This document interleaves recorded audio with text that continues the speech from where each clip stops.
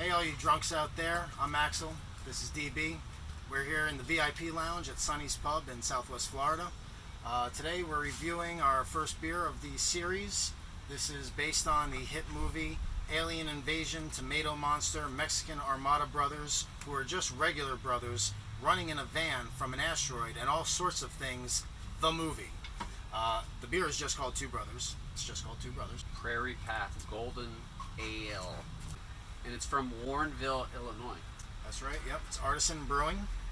So what we're going to be looking at today, we're going to be looking at how much alcohol content, the intrigue of the label, the flavor on the tongue, and how easy it is to get them all down. Because if you're out for a night drinking, you want to be out drinking, right? Yes, absolutely. Now, it's ironic, DB, you're not a drinker.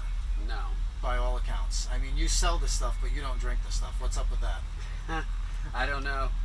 I've found very few beers that I actually like. Would you say you're more of a connoisseur? Absolutely. You've got more of a sophisticated palate. Exactly. No, I'm a drinker. I can drink anything. We own a bar, and I like to drink everything that every customer drinks. If you're getting me drunk, I can deal with a lot. DB, he's a little more picky. You got to go out of your way to please him. So we've got two different, opinions and styles. So let's see what we think here. Without further ado, TwoBrothers Prairie Path Golden Ale. Crafted to remove gluten is what it says on here. Yeah, I noticed that too. It says it's crafted to remove gluten. But on the label, it also says the gluten content of this product cannot be verified, and this product may contain gluten. So I don't know, they're like trying to appease to the people that looking for the gluten-free lifestyle, but at the same time, just like wink wink, this definitely has gluten in it. It definitely doesn't taste like it's missing the gluten. Yeah, it doesn't taste like it's supposed to be a health beer. It doesn't taste like, you didn't really lose anything. I could see having this on the beach. This is pretty light. It's got a nice little, maybe not lemony isn't the word, but it's got a little twinge that kind of hits you on the back of the tongue. I think it's pretty good. I can drink these. Doesn't have a bad aftertaste. Has a little bit of aftertaste. I do like the label. Yeah, the label's cool. I think it fits the Florida theme. You got the it's like a hurricane. Looks like it on the map. Got some sort of like osprey and wildlife there on the label as Yeah, well. I saw that. Like, yeah. They like to hunt ducks or something. Yeah. Let's see what they say about themselves. Prairie Path Ale has a complex malt character that is paired with Saaz and golden hops to create a mildly bitter finish. The result is a crisp, drinkable, savory ale that is light in color but not in flavor. There you go. So it does have that. I wouldn't call it a bitter finish. What has it? It stays in the back of your throat. It's not bad, but I do taste the bitter. Like, I wish they were colder, right? Yeah, they got a little bit warm while we were setting up. Throw a couple on ice. Yeah, good idea. So you send DB to get the ice and the coolers and stuff. That's DB work, I'm more into the bouncing aspect of it. If there's any trouble, I got to bounce people out of the bar. Those are just two completely different drinks. Also, when you need to stay hydrated at Sunny's Pub, we have water. It's made by Truly. And they Truly spiked and sparkling. So you know that it is spiked. Yes. Okay, so right now we've got two of our beers on ice because these kind of got a little bit warm on us.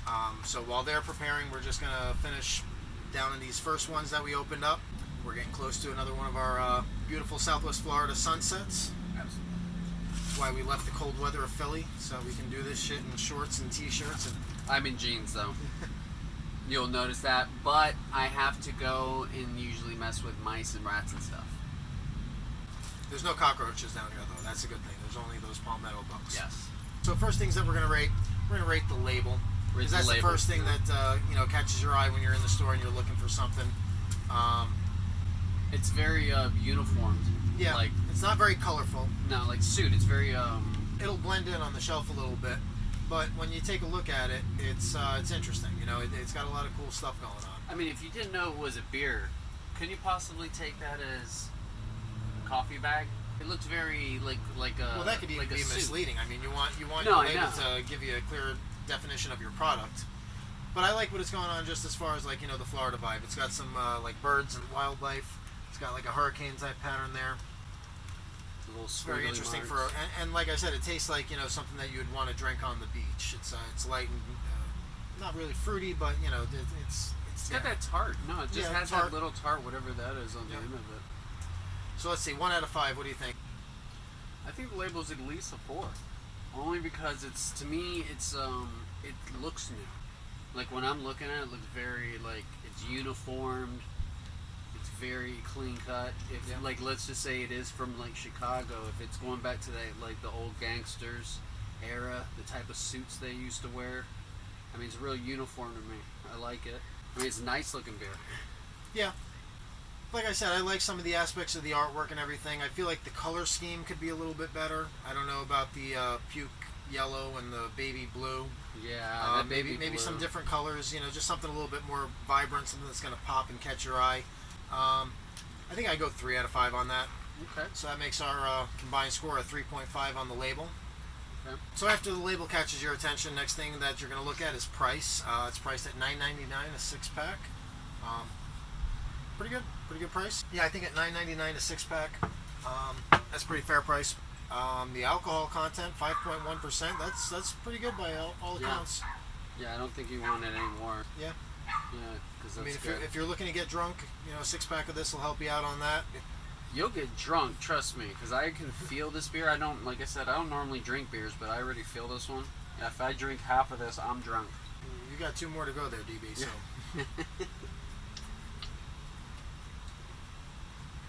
Let's crack open our next ones here. Hang on.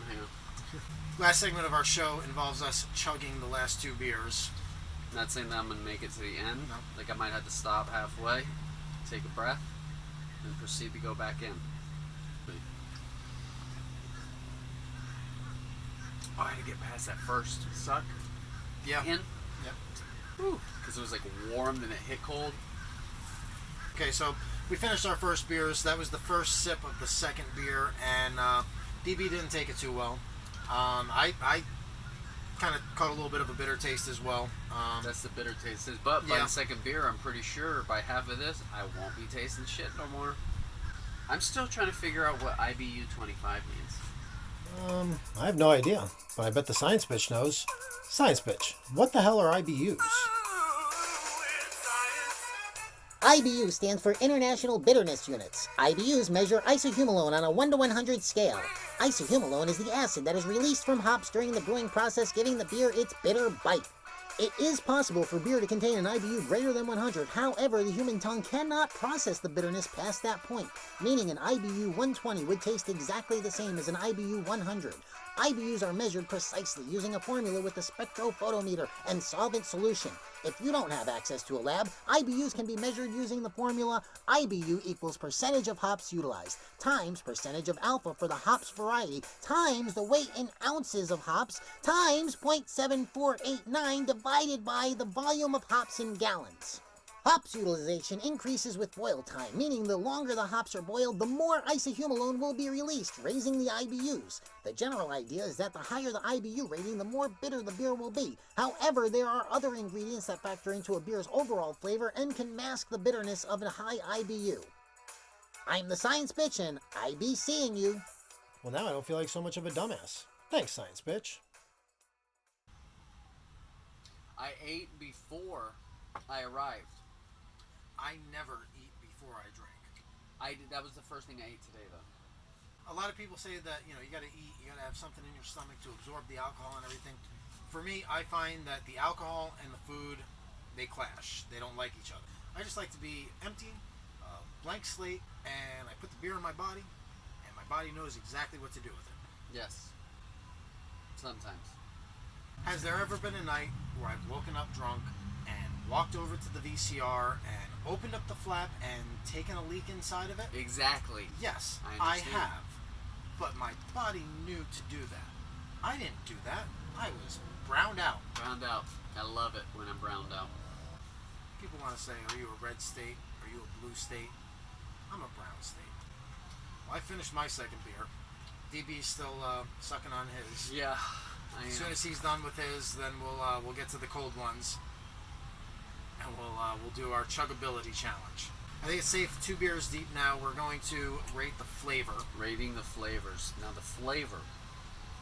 isn't that bad. It does say that it has the tart at the end of the beer, which is absolutely true. It stays with you when you consistently drink the beer. When you get to the second beer, the first suck absolutely hits you in the tart. Well, if you're sucking a beer, you want it to hit you right in the tart. Exactly.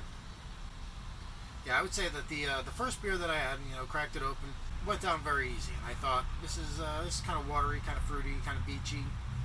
The first sip of the second beer definitely had that bitter flavor that they're advertising on the label. It'll be interesting to see what happens with the third beer. It's going to be a lot colder because these were a little bit warm. Yeah, so we really when you drink them like this, that means you're men. Warm beer, that puts hair on your stroke. Yes, absolutely, and sometimes on your balls.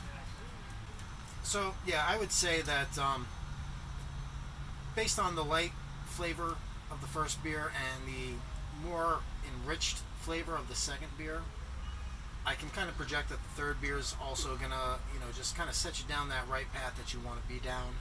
We'll see when we hit it, but flavor-wise, I'm gonna go ahead. I'm gonna say 4 out of 5. I think that this is gonna be appealing to most people, whether you're a beer drinker or not. I think that this is something that most people can handle. A little burpy. Yeah, maybe a little bit burpy, but you know what? That's a sign of a good beer. That's the carbonation in there. You want those hops popping. Hops popping. I like my beers to pop. I know I'm chugging the second one slowly, but it's gearing me up for the last one. I can shotgun the rest of it, but then I'm forced to prepare myself to shotgun. Maybe I should drink some of the next one and then shotgun the rest of it so I can at least get a full shotgun.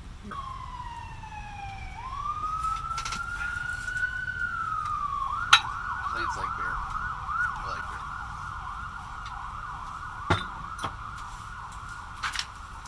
Yeah, our bar is not in a nice neighborhood. There's sirens, there's things going on, Sir? You're welcome.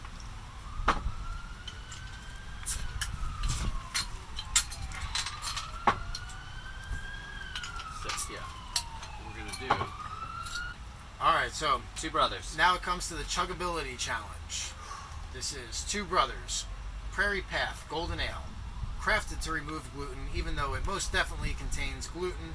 DB, Axel, suck my dick. suck my dick.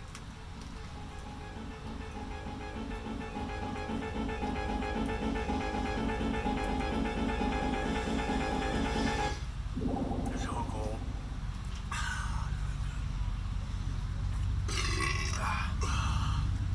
Too many bubbles.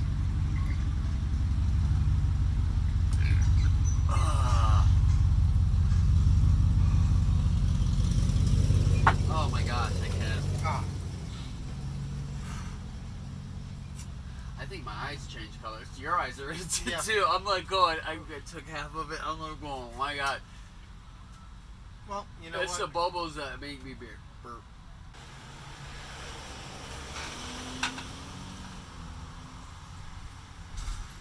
Alright, well, it looks like we got an ambulance in the neighborhood again.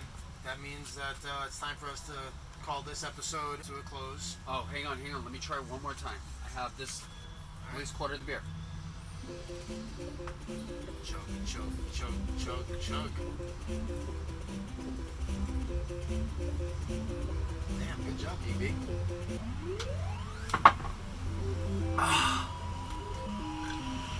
Lots and lots of bubbles. Yeah. Alright, well, people are dropping dead left and right in the neighborhood. We got some rats to bash. That concludes our review of Two Brothers Prairie Path Golden Ale.